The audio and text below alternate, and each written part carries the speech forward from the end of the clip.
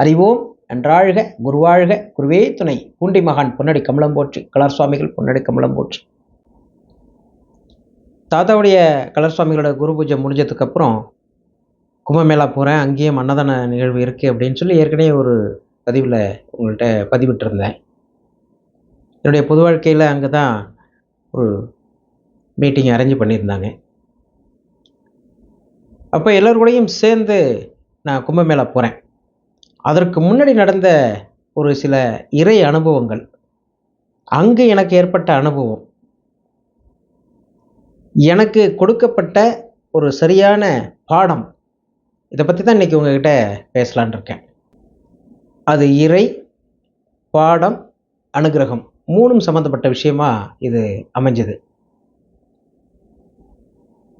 ஒரு நாள் விடிய காலையில் ஒரு கனவு. அழகான ஒரு குடிசை, அதில் 2 பக்கமும் சாணியெல்லாம் மெழுகி ஒரு ஜில்லுன்னு இருக்கும் இல்லையா, அந்த கிராமத்தில் பசுஞ்சாணி போட்டு மெழுகி எவ்வளவு வெயில் அடித்தாலும் தெரியாது, அந்த மாதிரி ஒரு ஜில்லுன்னு இருக்கக்கூடிய 2 திண்ணை. ரொம்ப உயரமான குடிசையெல்லாம் இல்லை, ஒரு நடுத்தரமான குடிசை தான். உள்ளே ஒரு அம்மா உட்காந்துருக்காங்க. திடீர்னு ஒரு குழந்தை, நான் அந்த திண்ணையில் உட்காந்துருக்கேன், உள்ளே நுழையும் போது லெஃப்ட் சைடில் அந்த ஒரு சின்ன திண்ணையாக இருக்கு. அப்போ உள்ளே இருக்கிற அந்த அம்மா வந்து ஒரு நிழல் உருவமாக தெரியுது, முக்கடெல்லாம் போட்ட மாதிரி இருக்குது, ஆனால் எல்லா நகைகளும் அணிஞ்ச மாதிரி தெரியுது கனவுல. வெளியில் ஒரு குழந்தைய சாப்பாட்டுக்கு கூப்பிடுறாங்க.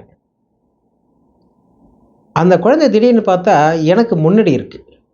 எப்படி இருக்குன்னா, ஒரு தவழ்ந்த நிலையில் இருக்குது. நான் அம்மா சாப்பிட கூப்பிட்றாங்களே போ அப்படின்னு நான் சொல்கிறேன்.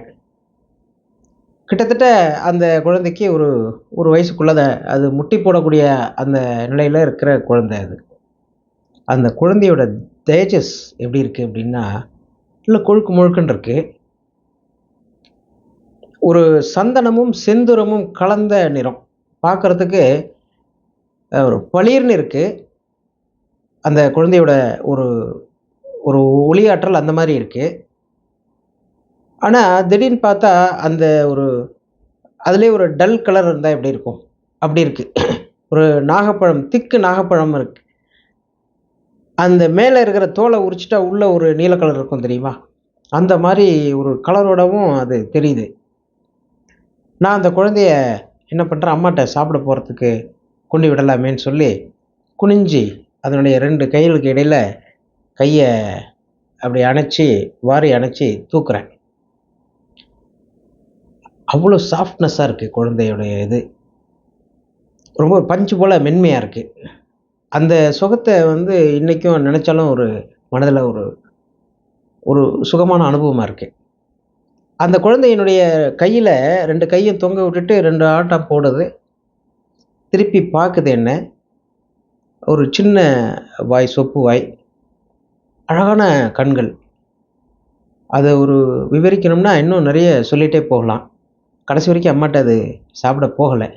என்னுடைய கையிலேருந்து இருந்து மறுபடியும் தரையில் இறங்கி தவழ்ந்து கையை மேலெல்லாம் தூக்கி ஒரு விளையாட்டு நிமித்தமாக இருக்குது. அதோடு அந்த கனவு முடிஞ்சிடுது. முடிஞ்சதுக்கப்புறம் நான் முழிச்சுக்கிறேன். இது யாராக இருக்கும், என்னவா இருக்கும்? இன்னொன்று முக்கியமாக, அந்த குழந்தைக்கு வந்து பிறை மாதிரி நாமம் இருந்தது. அதுவும் நம்ம ரொம்ப ஐடென்டிஃபை பண்ணேன். அப்போது யாராக இருக்கும்? பொதுவாக நமக்கு வந்து ஐயப்பனுக்கு அந்த மாதிரி ஒரு நாமம் இருக்கும், வடநாட்டில் ராமருக்கு இருக்கும் அப்படின்னு யோசிச்சுக்கிட்டே வரும்போது கிருஷ்ணர் கூட அப்படி இருக்குமே அப்படின்னு யோசனை பண்ணிவிட்டு ஒரு சில தொடர்புகளில் இது விஷயமா நான் உட்காந்து தியானிக்கும் போது தான் தெரியுது, அதனுடைய வடிவம், அதனுடைய செயல்பாடு கண்டிப்பாக இது கிருஷ்ணருடைய ஒரு லீலையாக தான் இருக்குது. மறைந்த ஜோதிட திலகம் எல்லாருக்கும் இருந்து வழிகாட்டின நெல்லை வசந்தன் ஐயா சொல்லியிருக்காங்க, ஒரு மனிதனுக்கு எத்தனையோ பிறவிகள் வரும். இந்த ஜென்மாவுக்கு, இந்த ஆத்மாவுக்கு பல ஜென்மாக்களாக பல பிறவிகள் தொடர்ந்து வரும். அதில் ஒரு ஜென்மாவில் ஒரு பிறவியில் நீ கிருஷ்ணர்கிட்ட இருந்திருக்க அப்படின்னு சொல்லி சொன்னார். அதுவும் எந்த ஊர் அப்படிங்கிற விஷயத்தையும் சொன்னார். அந்த கோயிலுக்கு போயிட்டும் வர சொன்னார். நானும் போயிட்டு வந்திருக்கேன். கும்பகோணத்துக்கு அருகாமையில் இருக்கக்கூடிய ஊத்துக்காடுங்கிற கோயில். அங்கே தான் கிருஷ்ணர் வந்து காளிங்க நர்த்தனராக இருக்கார். காட்சி கொடுத்த ஸ்தலம் அது. அதை பற்றி இன்னொரு பதிவு விளக்கமாக போடுறேன். அங்கே நான் போயிட்டு வந்திருக்கேன். ஓ, அந்த கிருஷ்ண தொடர்பாக இருக்குமோ அப்படின்னு சொல்லி நான் அதை யோசிக்கிறேன். அதே போல் காசியில் ஒரு பரிகாரம் பண்ண சொல்லும்பொழுது, நீ பிச்சை எடுத்து சாப்பிடணும்னு ஒரு நிகழ்வு சொல்லியிருந்தார்.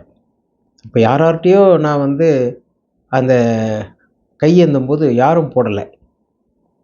ஆனால் சூரிய நாராயணர் அப்படிங்கிற சன்னதியில் இருக்கிற அந்த கோயில் அர்ச்சகர் இருக்கார்ல, அவர் தான் முதல்ல எனக்கு கொடுத்தார். அதை நான் இவர்கிட்டையும் சொன்னேன், போயிட்டு வந்த ஐயாட்ட. ஏன் யாருமே எல்லாம் கடந்து போனாங்க, யாரும் கொடுக்கல. ஆனால் இவர் தான் அதை முதல்ல கொடுத்தாரு அப்படின்னு. உனக்கு எல்லாமே பெருமாள் தான் கொடுப்பார் அப்படின்னு சொல்லி அவர் சொன்னார். இதெல்லாம் நான் ஒன்றுக்கு ஒன்று கனெக்ட் பண்ணி பார்த்துட்டு, சரி யாராக இருந்தாலும் நம்ம வந்து ஏதோ ஒரு வகையில் இதுக்கான தெளிவு அவரே கொடுக்கட்டும் அப்படின்னு சொல்லி இருந்துட்டேன். என் காதுபட வந்த விஷயம் குருவாயூரப்பன். இதை பற்றியான சிந்தனைகள், ஓ குருவாயூரப்பன் கூட குழந்தை வடிவில் தானே அங்கே இருக்கார். அவர் தானே இந்த பிரகாரத்தெல்லாம் ஓடி விளையாண்ட மாதிரியான சிசி கேமராவில் கேப்சர் பண்ணதா சொல்லி பல பதிவுலாம் போட்டாங்க அப்படின்னு சொல்லிட்டு, சரி நமக்கு அருகாமையில் குருவாயூரப்பன் கோயில் இருக்கிறது நங்கநல்லூரில் இருக்குது, அங்கே போயிடலாம் அப்படின்னு சொல்லி ஒரு 10 நாளாக முயற்சி பண்ணுறேன். போக முடியல. ஏதோ ஒரு காரணம் வந்து தட்டி தட்டி போகுது. இது குருவாயூரப்பன் தானா, கிருஷ்ணர் தானா, அவருடைய லீலை தானா அப்படிங்கிறதுக்கு அவர் தான் எனக்கு உறுதியளிக்கணும். சில நிகழ்வுகள் மூலயமா நான் மனசுக்குள்ளே ஒரு பிரார்த்தனை வச்சுருந்தேன், சங்கல்பமும் வச்சுக்கிட்டு இருந்தேன். அன்றைக்கி திடீர்னு நானும் அம்மாவும் கிளம்பி நேராக அங்கே போனோம். நான் வந்து யோசனை பண்ணது, நங்கநல்லூர் ஆஞ்சநேயர் கோயிலுக்கு போகலாம் அப்படின்னு சொல்லி தான் நான் யோசித்தேன். அதுக்கப்புறம் திடீர்னு ஏன் அங்கேயே போயிடலாமே, நங்கநல்லூரில் இவ்வளோ நாளாக யோசனை பண்ணோம், போக முடியல, இன்றைக்கி போயிடலாமே, அதுவும் 11:30க்குள்ளே சாத்திடுறதா சொன்னாங்களே, அதுக்குள்ளே நம்ம போக முடியுமா அப்படின்னு சொல்லி 11 மணின்னு நினைக்கிறேன், போக முடியுமா அப்படின்னு யோசனை பண்ணிவிட்டு நானும் போகிறேன். சரியான டிராஃபிக். அதில் முன்னையும் பின்னையுமே காரை எடுக்கவே முடியல. அப்புறம் இன்ச்சு பை இன்ச்சாக நான் வந்து கோயில் வாசலில் கொண்டு நிறுத்திட்டு அம்மாவும் நானும் உள்ளே நுழையிறோம். அப்போது கோயிலில் பூஜை பண்ணுறார் இல்லையா, அவர் இரு கைகளில் குருவாயூரப்பனை தாங்கிக்கிட்டு சந்நிதியிலேருந்து வெளியில் வர்றார். நான் அப்போ தான் படி ஏறுறேன் உள்ளே. சுவாமிக்கு ஒரு நமஸ்காரம் பண்ணதுக்கப்புறம் அவரை கொண்டாந்து தேரில் வச்சு சுற்றி எல்லாருமே வந்தாங்க. இந்த 3 தடவை நானும் சேர்ந்து சுற்றி வந்தேன். அதுக்கப்புறம் எனக்கு என்ன உத்தரவாச்சு அப்படின்னா, வெண்ணெய் கொண்டு போ, பழ வகைகள் அப்படின்னு சொன்ன உடனே நான் இதெல்லாம் வாங்கிட்டு போகிறேன். வாங்கிட்டு போய் கொண்டு கொடுத்தேன். இன்றைக்கி என்ன விசேஷம்னு கேட்டேன். அப்போ அவர் சொன்னார், இன்றைக்கி ஏகாதசி அப்படின்னாரு. ஏகாதசி அன்னைக்கு சுவாமிக்கு வரத்துக்கான ஒரு வாய்ப்பு கொடுத்துருக்காரு, நமக்கு அனுகிரகத்தை பண்ணியிருக்கார். சுவாமிக்கு அர்ச்சனைலாம் பண்ணிவிட்டு வந்துட்டேன். அப்போது திடீர்னு எனக்கு தோணுச்சு, இது கனவுல வந்ததுக்கும் நாம் வந்து சில விஷயங்கள் நமக்கு கும்பமேளா பிரயாகை போகும்போது உணர்த்தப்படும் அப்படிங்கிறது எனக்கு வந்த ஒரு உத்தரவாக இருந்தது. வழக்கம் போல் கும்பமேளா கிளம்பி போகிறேன். கடுமையான நெரிசல். நாங்கள் போனது 3:30 மணிக்கு. ஆனால் நாங்கள் எங்கே போகணுன்னு நினச்சோமோ, செக்டாருக்கு போகணும்னு நினச்சது செக்டார் 17, அங்கே போகிறதுக்கு இரவு 11:30 மணி ஆயிடுச்சு. அதுவே அதிகம், முன்னாடி வந்திருக்கிறதா சொன்னாங்க. அந்த அளவுக்கு கடுமையான ஒரு டிராஃபிக் அங்கே. மறுநாள் குளிக்க போகணும் அப்படின்னு சொல்லிட்டு கங்கையில் போய் குளிச்சுட்டு வந்துடுறேன். அங்கே தங்கியிருந்த அத்தனை நாட்களும் எனக்கு கங்கா ஸ்நானம் ஆச்சு. ஒரு நாள் கூட நான் தவறல. இன்னும் சொல்லப்போனால் 2 தடவை 3 தடவை கூட குளிச்சிருக்கிறேன்.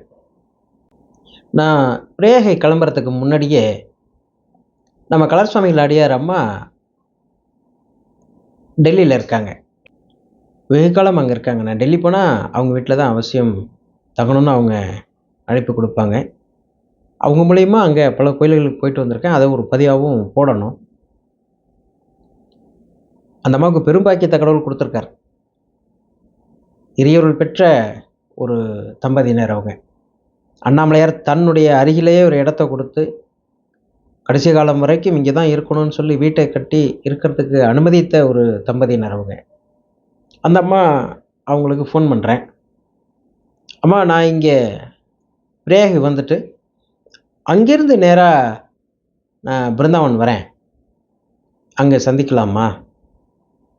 அங்கே 2 சித்தர் கோயிலுக்கும் போக வேண்டியிருக்கு அப்படின்னு சொல்லி சொன்னேன். நீங்கள் வந்துட்டு ஃபோன் பண்ணுங்கன்னு சொன்னாங்க. அவங்களாலையும் வர முடியல, என்னாலையும் போக முடியல. ஏன்னா அங்கே இருந்த டிராஃபிக் அப்படி. இங்கேருந்து வெளியிலே போக முடியாது. அவங்களும் கிளம்பி இங்கே வந்து உள்ளேயும் வர முடியாது. அந்த மாதிரி ஒரு சூழ்நிலை ஏற்பட்டு போச்சு. ரொம்ப மனசு வருத்தம் எனக்கு. இதில் இன்னொரு விஷயம் என்ன அப்படின்னா, நம்ம வாக்கு சித்தர் நெல்லை வசந்தன் ஐயா அவங்க வந்து இந்த கொரோனா காலகட்டத்தில் காசி போயிட்டு வர சொன்னாங்க என்ன. நானும் வைத்தீஸ்வரங்கிற 2 பேர் மட்டும்தான் போனோம். ஐயா, உலகமெல்லாம் லாக்டவுனில் இருக்குது, எல்லா கோயிலும் பூட்டியிருக்கு, ஆனால் நீங்கள் போக சொல்கிறீங்களே அப்படின்னு கேட்டதுக்கு, நீ போம் ஐயா, உமக்கு தரிசனம் கொடுப்பார் அப்படின்னு சொல்லி ஒரு ஆசி வழங்கி அமைச்ச நெல்லை வசந்தன் ஐயா இப்போ நம்ம கூட இல்லை. அதே மாதிரி அங்கே போனேன். போயிட்டு சுவாமியை தரிசனம் பண்ணிவிட்டு திரும்பி வரும்பொழுது நாங்கள் ஒரு 7 பேர் தான் அந்த ட்ரெயினில் வரோம். அங்கே வாரணாசியிலேருந்து சென்னை வரைக்குமே. அதில் ஒரு 4 பேர் வந்தாங்க. அவங்க அத்தனை பேருமே அங்கே பிரயாகி பக்கத்தில் ஊரில் கிராமத்தை சேர்ந்தவங்க. அவங்களாம் பிஸ்னஸ் என்னென்னா செங்கல் சூளை தான் அவங்களோட பிஸ்னஸ். அவங்க கூட நான் பழகிட்டு இருக்கும்போது, எப்போ நீங்கள் அடுத்தபடி இங்கே திரிவேணி சங்கமம் வந்தாலும் நீங்கள் என்கிட்ட அவசியம் என்னுடைய வீட்டுக்கு வரணும் அப்படின்னு சொல்லி அவர் என்கிட்ட பேசிட்டு போயிருந்தார். அவர் இங்கே தமிழ்நாட்டுக்கு வரும்பொழுது கோயில் விஷயமா கேட்பார். நானும் இந்த கோயில் போகலாம், அந்த கோயில் போகலாம், சரியாக இருக்கும்னு சொல்லுவேன். 2 பேருக்கும் மொழி தெரியாது. 2 பேருக்கும் புரிந்த அளவில் பேசிப்போம். அப்படி தான். நான் அவரை தொடர்பு கொண்டு பேசினோன்னா, அவசியம் என் வீட்டில் தான் தங்கணும் அப்படின்னு சொல்லி அவர் ரொம்ப கட்டாயப்படுத்தினார். கூட நம்ம தங்கியிருந்தவங்க கூட அவங்க வீட்டில் போய் ரொம்ப அருமையான ஒரு வரவேற்பு, அருமையான சாப்பாடு, இதெல்லாம் ஒரு பெரிய அனுபவத்தை கொடுத்தது எங்களுக்கு. திருவேணி சங்கமம் பக்கத்தில் 10, 12 கிலோமீட்டரில் ஊர் பேர் வந்து பரோனா. நான் கொரோனா காலத்தில் அங்கே ட்ரெயினில் திரும்பி வரும்போது இந்த பரோனாங்கிற கிராமத்தில் உள்ளவர் எனக்கு தொடர்பில் வந்தார். 4 வருடம் பொறுத்து நான் மறுபடியும் அவரை தொடர்பு கொண்டு பேசுகிறேன். அவர் வரணும்னு சொல்லிட்டார் இல்லையா. அவர் வீட்டில் ஒரு நாள் தங்கிட்டு மறுநாள் இங்கே என்னுடைய டென்ட்டுக்கு வரேன். மனசெல்லாம் ரொம்ப கஷ்டமாக இருந்தது. என்ன கஷ்டம் அப்படின்னா, நாம் இங்கே போயிட்டு வந்துடலாம், கிருஷ்ணருடைய இடத்துக்கு போயிட்டு வந்துடலாம்னு நினச்சோம், வாய்ப்பு இல்லாமல் போயிடுச்சே அப்படின்னு சொல்லி ஒரு வருத்தத்தோடு தான் நான் போய் கங்கையில் ஸ்நானம் பண்ணி திரும்பி வரேன். இதற்கிடையில் நம்முடைய அடியார் பெருமக்களுக்கு வாக்கு கொடுத்த மாதிரி கலர் சுவாமிகள் அடியார்கள் அவங்களுடைய சார்பாக அங்கே அன்னதானத்துக்கு ஏற்பாடும் நம்ம திருவண்ணாமலையிலேருந்து சுவாமிஜி ஏற்பாடு பண்ணியிருந்தாங்க. அவருடைய இடத்துல அங்கே சாப்பாடு இல்லை. அங்கே கொடுத்தது எல்லாமே இட்லி, தோசை அது மாதிரி தான். அது நம்மளுடைய நம்ம தென்னாட்டு உணவு அப்படின்னு சொன்னால் அது மட்டும்தான். அங்கே பல பேருடைய பசியை ஆற்றிய இடம் அது. அதில் போய் பங்கெடுத்துக்கிட்டு நம்ம கலர் சுவாமிகள் சார்பாகவும் சேர்ந்து ஒரு அன்னதானத்தை பண்ணிவிட்டு இப்படியா இருந்த காலகட்டத்தில் ஒரு 4வது நாள் காலையில் திடீர்னு போயிட்டு குளிச்சுட்டு வரலாம் திரிவேணி சங்கமத்தில் அப்படின்னு நான் தங்கியிருந்த இடத்துக்கும் அதுக்கும் கிட்டத்தட்ட ஒரு 3/4 கிலோமீட்டர் இருக்கும். நடந்து தான் போகணும். அதிகாலையே போயிடலாம் அப்படின்னு சொல்லி யோசிச்சுட்டு இருக்கும்போது, இல்லை 1 மணிக்கு மேலே போகலாம், 11 மணிக்கு போகலான்னு ஒருத்தரும் ஒரு சஜஷன் சொன்னாங்க. கடைசியாக என்னுடைய பொது வாழ்க்கையில் தொடர்புள்ள அந்த நபர்களில் 2 பேர், ஒருத்தர் ராமன், இன்னொருத்தர் வந்து விஷ்ணு. 2 பேரும் என்ன பண்ணாங்க, சரி நம்ம அவ்வளோ தூரம் மதியானம் குளிச்சுக்கலாம், பக்கத்தில் ஒரு 1/4 கிலோமீட்டரில் அந்த கங்கை திரும்பி வர இடத்துல இங்கே குளிச்சுட்டு வந்துடலாம் அப்படின்னு சொல்லிட்டு சொன்னதுக்கப்புறம் உடனடியாக கிளம்பிட்டோம். கிளம்பி போன உடனே நான் போய் என்னுடைய இந்த பேக்கெல்லாம் வச்சுட்டு அங்கே கங்கையில் இறங்கி நிற்கிறேன். அப்போ தான் திரும்பி பார்க்குறேன், 2 தம்பதியினர். அவங்க ஒரு பிளேட்டில் நான் எப்படி கனவுல பார்த்தனோ அதே போல் ஒரு கிருஷ்ணர் உருவம், பக்கத்திலே ருக்மணி தாயார்ன்னு நினைக்கிறேன். ஒரு கோமாதா அந்த விக்கிரகம். 3 விக்கிரகத்த ஒரு கூடையிலேருந்து எடுத்து பிளேட்ல வைக்கிறாங்க. தண்ணிக்குள்ள நின்னுட்டு. நான் அத பார்க்குறேன். என்ன அறியாம கை நீட்டினேன். உடனே என் கையில குடுத்துட்டாங்க. அவங்க யாரோ விவரம் எனக்கு தெரியாது. நான் அடுத்த நிமிஷம் நான் பண்ணது என்னன்னா, அந்த 3 விக்கிரகத்தையும் கையால சேர்த்து அணைச்சுக்கிட்டு, முழுகி முழுகி எழுந்துருச்சேன் அந்த கங்கையில. அவங்க 2 பேரும் அப்படியே நமஸ்காரம் பண்ணிட்டு நிக்கிறாங்க. நான் முழுகும்போது அவங்களும் சேர்ந்து முழுகுறாங்க. முழுகி எழுந்துச்சு அவங்ககிட்ட கண்ல குத்திட்டு திருப்பி குடுத்தேன். அவங்க கரையேறி போயிட்டாங்க. நான் ஏறி நின்னதுக்கப்புறம் அங்கேருந்து தண்ணிக்குள்ள இருந்து சூரிய நமஸ்காரம்லாம் பண்ணி என்னுடைய இஷ்ட தெய்வம், குலதெய்வம் எல்லாத்தையும் வேண்டுனதுக்கப்புறம் கரையேறி போகும்போது, கங்கா ஆரத்திக்கு எந்த ஊர்லேருந்தோ வந்திருக்காரு ஒரு ஒரு ஷர்மா. அவரு இவ்ளோ உயர அடுக்கு ஆரத்தி. அதில எல்லா தீபத்தையும் போட்டு, கங்கா மாதாவுக்கு அர்ச்சனை பண்ணி, அது பக்கத்திலே நிக்கிறேன் நான். அப்புறம் இவருக்கு எதுவும் குடுக்க முடியலையே அப்படின்னு சொல்லும்போது, நான் போகும்போதே பச்சை கற்பூரம், ஊதுபத்தி இதெல்லாம் கொண்டு போயிருந்தேன். இதெல்லாம் அவர்ட்ட குடுத்தேன். அவர் அத வாங்கி, அதன் மேல ஏத்தி, கங்கா ஆரத்தி காட்டிட்டு, அவர் குடும்பத்தாருக்கு மட்டும் தான் தீர்த்தம்லாம் குடுத்தார். அதோட என்னையும் சேர்த்துக்கிட்டார். சேர்த்து குடுத்துட்டு ஒரு ஆசீர்வாதம் பண்ணார். அப்ப ஒரு ஒரு 10 அடி வந்ததுக்கப்புறம் மனசுக்குள்ள என்ன தோணுச்சு, அந்த கிருஷ்ணர் இருக்காரே, அந்த கிருஷ்ணர நம்ம தல மேல, சிரசு மேல வச்சு ஒரு ஆராட்டு மாரி பண்ணோம். அவர மறுபடியும் எப்ப பார்க்க போறோம்ன்னு தெரியலையே! அப்படின்னு யோசனை பண்ணிட்டு திரும்புறேன். அந்த தம்பதியினர் ஒரு பிளாஸ்டிக் ஷீட்ட போட்டு, அங்க வந்து இந்த பிளேட்ல அதே சுவாமி வச்சுட்டு இருக்காங்க. அந்த அம்மா பேக்ல தேடிக்கிட்டே இருக்காங்க. இவரும் தேடிக்கிட்டே இருக்காரு. கிடைக்கல. உடனே அண்ணாந்து பார்த்தாங்க. அப்போ அவங்க கிட்ட நான் என்ன வேணும் அப்படின்னு கேட்குறேன். அவங்களுக்கும் பாஷை தெரியல. அப்புறம் அவங்க சந்தனம் அத காட்டுறாங்க. உடனே என்னுடைய பேக்ல இருந்து சந்தனமும், குங்குமமும் எடுத்து அவங்களுக்கு குடுத்ததுக்கப்புறம், அதைய குழைச்சு அவங்களுக்கு வச்சுட்டு, கற்பூர ஆரத்திக்கு என்ட்ட இருந்த கற்பூரத்தையும் குடுத்துட்டு, ஆரத்திய முடிச்சுட்டு, அதுக்கப்புறம் தான் நான் அங்கேருந்து நகர்ந்தேன்.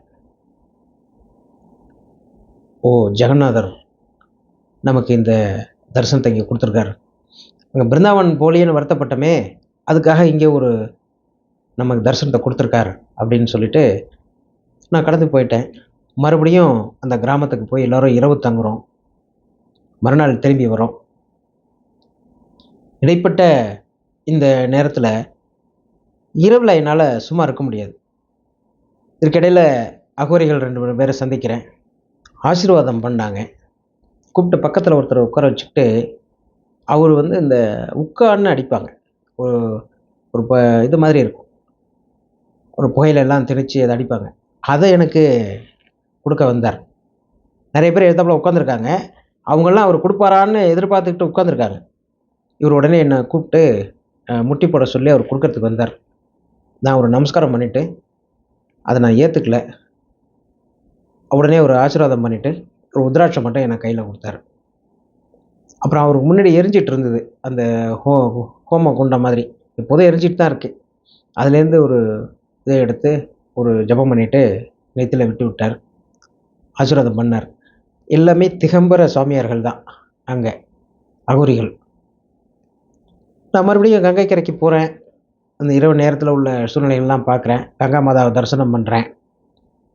திருப்பி வரேன்.